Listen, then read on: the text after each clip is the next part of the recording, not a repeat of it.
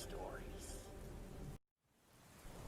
A few years ago, while on winter break from university, I was staying in my hometown with my family. I had an extended break from school, longer than other friends in college, and I wanted to get out of my house. I had been speaking to a guy a few years older than me, and he invited me over to his place. I met him through a combination of mutual friends and social media. I figured since he knew some of my friends, he wouldn't do anything crazy. I showed up to his apartment, and one of the first things I noticed is a baseball bat, haphazardly studded with nails. He jokingly opened the door with it in his hands. I start to get nervous. All ends fine, though. We watch TV, chat, play with his dog, and everything else seems normal, albeit very boring. We fuck, and I leave in one piece. He ghosts me for about 3 weeks after that, while claiming he's sick. He ditches plans we made, and I move on. The night before I leave for university, he told me he found something of mine. Very, very important thing I had left there on accident. I quickly drive over late at night in hopes to just grab it and go. I do manage to get it, but not before he breaks down crying about how much he misses me. He's clearly upset I'm leaving. Even though he had been ignoring me for 3 weeks, he said he made a huge mistake by not seeing me sooner and by flaking on our plans. Very weird, and I'm incredibly uncomfortable. He goes on to speak about his ex-girlfriend and how terrible she was, how I'm nothing like her, and he needs me in his life. I do my best to politely shut him up before skirting my ass out of there. I remember laughing so hard the entire drive home, because if I didn't, I would have panicked out of fear. The next day I flew back to college, many states away. A few weeks later, he starts messaging me again. Normal things at first. Hey, how are you? How's the semester? I answer maybe 2 out of 20 texts. 2 p.m. messages turn into 3 a.m. messages. Those messages then turn into frequent phone calls. Now, at this point, I hadn't even been answering for months. Every time I think he's done, and he hasn't contacted me in a while, it happens again. I block him over and over and over. Each time he found a new way to call or text me or DM or what the fuck ever. He said things like, he loves me and he misses me and he's going to come and visit me. He's depressed and really needs someone to talk to. He's crying, or he's drinking, or he's somewhere in between. He's sober, and he's calling me a fucking cunt, or worse. It was all over the place. I felt safe enough since I was far away, 1,500 miles. I didn't think anything would come of it. It was always just a funny story to tell to my friends. One day I was on the bus, browsing Tinder, and guess who popped up? Super liked me, 1 mile away from my campus. Holy fuck. I started panicking. There's no way he's here. Mind you, this person knew no one in the entire fucking state except me. He worked in a restaurant and would not have traveled there for work. There's no reason for him to be within 600 miles of me. Absolutely none. Yet, there he is. I frantically check all of my social media DMs and see a message from him on Twitter. Even though he's blocked, he must have been saving this account to contact me on a rainy day, and it really got to me. The DM read, "Hey, why do you hate me? For some reason I get the feeling that you hate me. I'm in your city right now. I was hoping you can show me around. I miss you. Please unblock me." I text my close friends to add him on Snapchat in hopes they can monitor his location. He ends up passing my residence building, but thankfully not finding me. He's by himself the entire time. He went to some popular spots in the city, but didn't post much at all. For a week I stayed locked in my room, absolutely terrified. He tried to bypass the dorm security and knock on my door. He didn't find me, but I bet he did try. I still wonder why he was in my city that week. Was he trying to hunt me down? Was he trying to vacation? Mind you, the city is not a place for tourists. And it's definitely not like Los Angeles or New York where people are coming and going all the time. People have work, school, or family reasons when coming to the city. So to the guy who barely knew me for 3 weeks but still thinks he loves me to this day, nearly 4 years later, let's not meet again.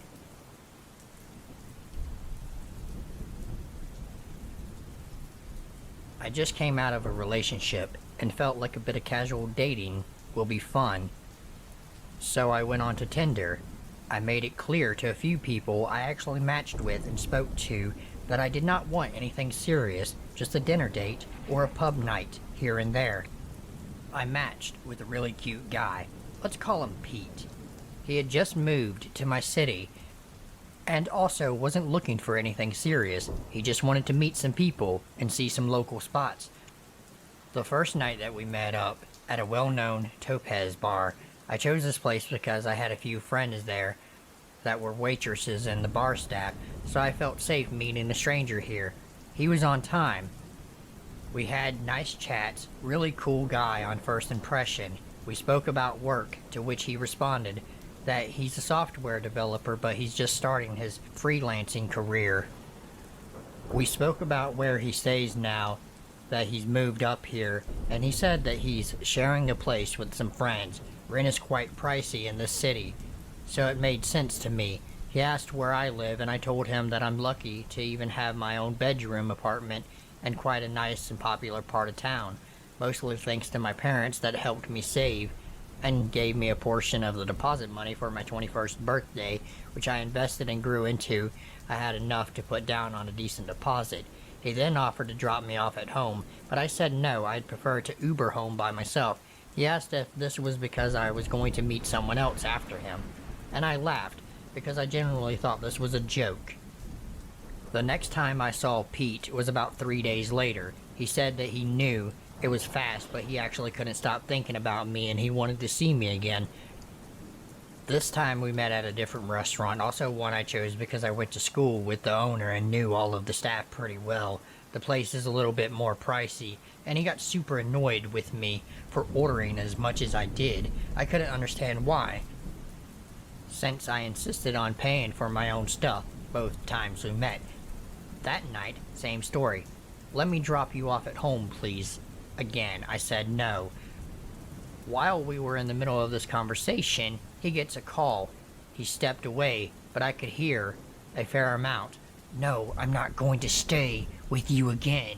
Yeah, I'm with her. Don't worry about it. Okay? I'll be home soon. So now I think he's chatting to his roommate or maybe his mom, but I don't ask. He comes back to our table. Please, I insist. Bad things happen to women that Uber home this late by themselves. I'd feel better if I dropped you off. Not having the energy to argue, I tell him fine, and I put my address into his GPS. As soon as he got home, he messages me and tells me he'll be picking me up in the morning to go for a picnic. I reply that I actually have cleaning to do, but again he insists that he'll see me at 10. Come 10 a.m. the next morning, best believe he's right outside my apartment. I get into his car, and he leans over to kiss my cheek. I notice that his breath stinks. Obviously, I'm a little grossed out. We have our picnic, and it's quite nice. He tried to kiss me a few more times, but I avoided it with everything in me. By about 4 p.m., I tell him that I really want to go home. The park that we went to is about an hour-and-a-half drive from my apartment, so I couldn't really Uber back home because it would cost a fortune. He agrees it's time to go, so we get in his car, and we are off. I fall asleep in the car on the drive back, and when I woke up, he asked if we should finish the rest of the bubbly we got up in my apartment. I said to him that I don't want to, and he just snaps. Something along the lines of, What are you hiding from me? Just be honest. Why are you so desperate to keep me out of your fucking apartment? I was so confused. I actually just kept quiet. He dropped me off, but I could see his car across from my apartment for about half an hour before he actually left. About 5 minutes after he left, he let me know that he's home safe and he thinks he's starting to fall for me. So naturally, I'm freaked the fuck out because I made it clear that I didn't want anything serious, and he said he felt the same. I said to him, if that's the case, I think we should take a break from hanging out with each other. About 5 days later, he messages and asks if we can go to dinner again. He found an Italian cuisine place he knows I'll love. I tell him it's cool. He should just send me the address. He tells me that he'll pick me up. So 7 p.m. comes, he tells me he's downstairs, and as I go down to meet him, I see he's standing at my gate. I press the remote control to open the gate, and he walked inside to meet me. Show me which one is yours. I'd love to see how you live. Not hi, not how are you. That's his opening line. So now I'm naturally unsettled. I say to him that I'm starving. Could we go get dinner? And I'll show you my place at a later stage. At dinner, he gets a call again. This time, he didn't step away. I don't know. I can let you know by 10. He turns to me. Am I sleeping by you tonight? No, I don't know. I have to work tomorrow. Yeah, me too. Then back to the caller. I'll let you know, okay? I hear the caller respond. No, you are not. Can you just get your things, please? And do what with them? Take them to that girl you were seeing. I'm done asking you. Now, I am sitting here in absolute shock and terror. What in the fuck is going on here? Our food arrives, and we barely speak. I say to him, why did you ask me if you can sleep over by me? We are not spending time together like that, you know this. He then spins the story about how he just wants to hang out and again, see how I live. So I then say to him, very frankly, that I don't like having strangers in my apartment. He gets very touched, and the bill arrives. As per usual, I pay for myself. He pays for himself. I say to him, I'll get an Uber home, and he says, what's the use? I already know where you fucking live. Let me drop you off. By now, I have already decided that this will be the last time I see him. I get into his car and reach for my jumper that I threw in the back when he fetched me. I notice a bag in the back of the car full of clothes and toiletries, as well as a pillow. I don't really think much of it. I don't personally drive or own my own car, but I know my sister always has the most random shit on the back seat of her own car. On the way home, he's dead quiet, when suddenly he says, do you know how much of a selfish bitch you are? I've had no issue driving you around, but you don't want me to sleep over by you?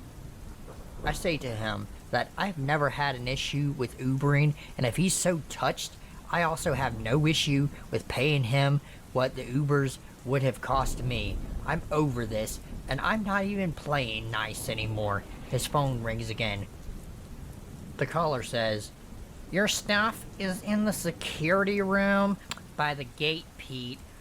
Stay with your girlfriend or stay with your mom. You are fucked for taking advantage of everyone like this. Pete responds, I don't speak to my mom, and you know this, you fucking bitch, and then hangs up. Now I think this may be an ex-girlfriend that he needs to collect things from. Before I have even had a chance to process what had happened, he turns to me and starts yelling at me. I have nowhere to go. Are you fucking happy, you spoiled brat? Living off of mommy and daddy's money? getting driven around by me like I fucking work for you, bitch! My whole body got stiff with fear.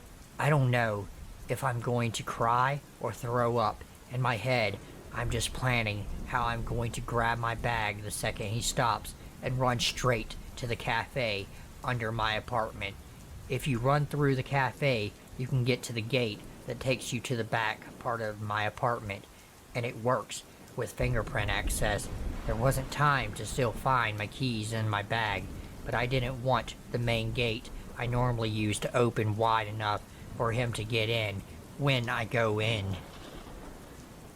He stops at my apartment, and as planned, I jump out, run into the cafe, run out the back, through the little gate, up to the second floor.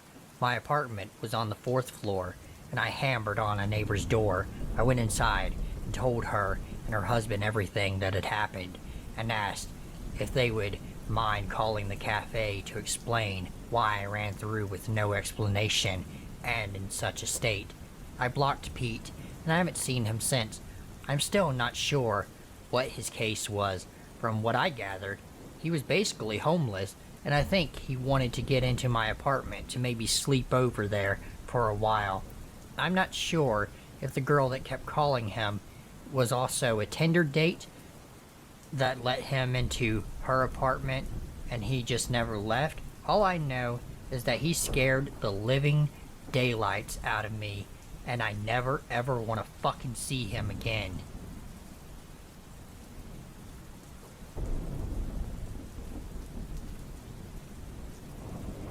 This all happened when I was 19. I'm not the best looking dude, so I've never had much luck with women, and I ended up on Tinder.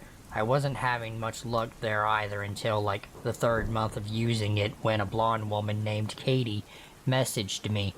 She was pretty enough that I just dismissed her as a bot.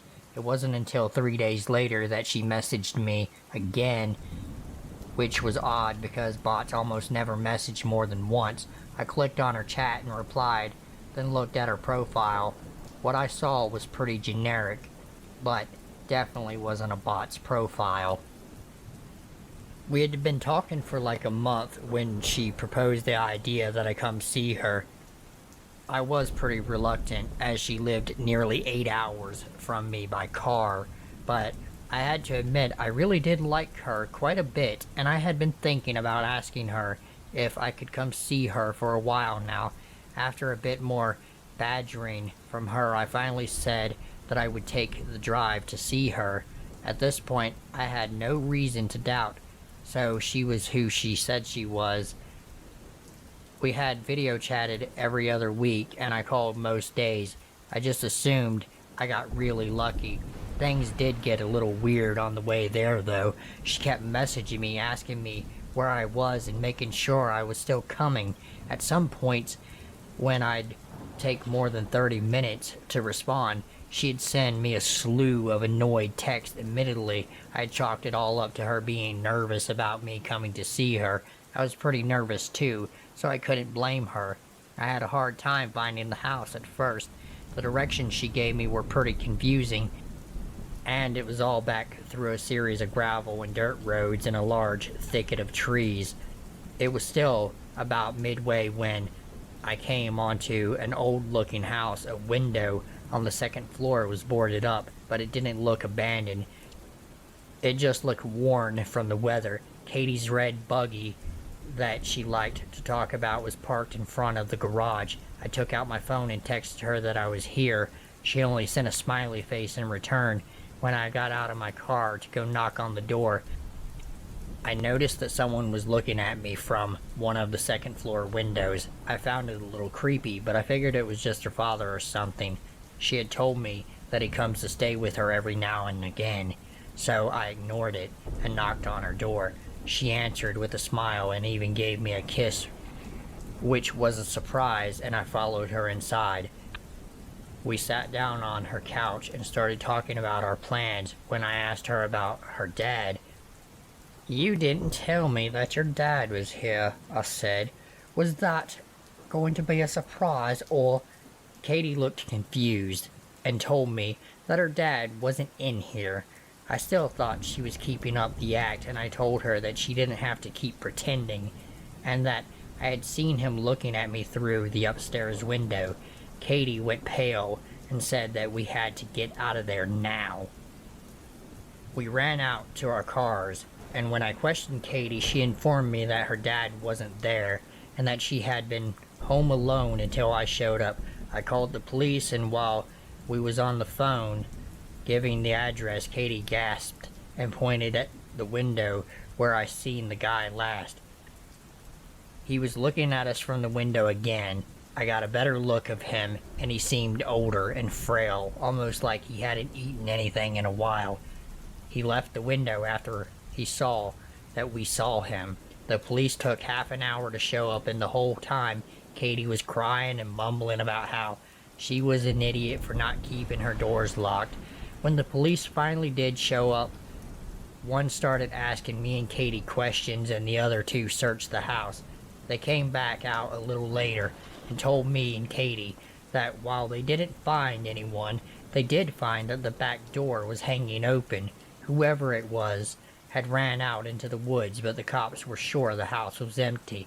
After the cops left, Katie asked me to stay the night because she was too scared to be in the house alone right now. I gladly did, and we slept downstairs on the couch, as Katie's bed was the room next to the one the man was in. Katie had also brought out the shotgun that her father had given her, but she never used. I told her it was fine and that the man was gone, but she insisted, saying she'd feel safer if we had it out. I'm glad she did. Later that night, I was still wide awake watching TV. Katie had somehow managed to fall asleep. From the kitchen, I heard the sound of a doorknob being turned. At this point, I wasn't even scared. I was just pissed off. I flipped on the light in the kitchen and pointed the gun at the kitchen door, and there he was. The guy that had been in the house before was standing on the other side of the glass door. He looked shocked, and I'm glad we had locked the door. The man unfroze and yet again ran into the woods. I woke up Katie and told her what had happened and called the police yet again. When they arrived, they did a sweep of the woods and found no one yet again. They told Katie and me that it'd probably be a good idea to stay somewhere else for the night. Me and Katie said our goodbyes. She was going to stay at a friend's house, and I was going home. I left a little later after Katie did. I was on the phone with my brother telling him about what had happened. My headlights were on. As I was talking, something caught my eye. That fucking man was standing at the corner of the house, just watching me. I gunned it out of there and didn't even bother calling the police again. But I did text Katie, and she said she was going to call them again. I don't think Katie ever even went back to that house alone.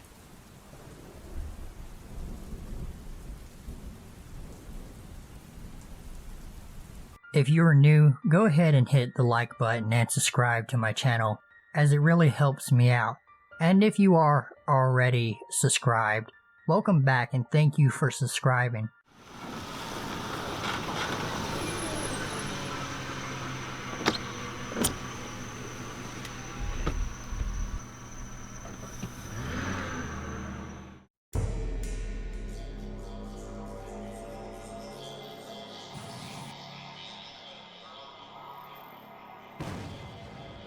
Alright, if you enjoyed the video, go ahead, like, share, subscribe. Thank you for watching.